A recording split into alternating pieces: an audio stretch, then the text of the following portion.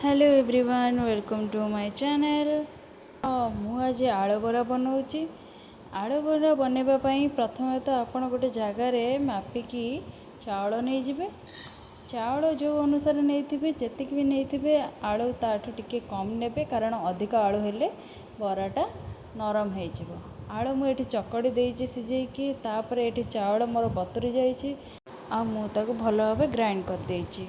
तापर आपण एठी आलू को नहीं जिबे जो चकड़ी रखि आलू आउ से सोदियो को भी तादरे पकईदेवे।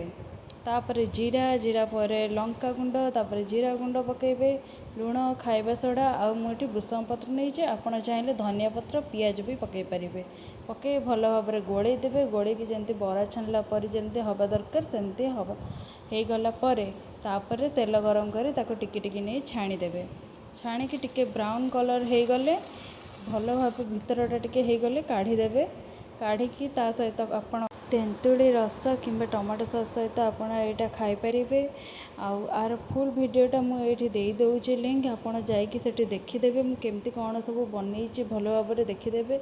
निश्चय मो वीडियो को लाइक शेयर सब्सक्राइब करेंगे।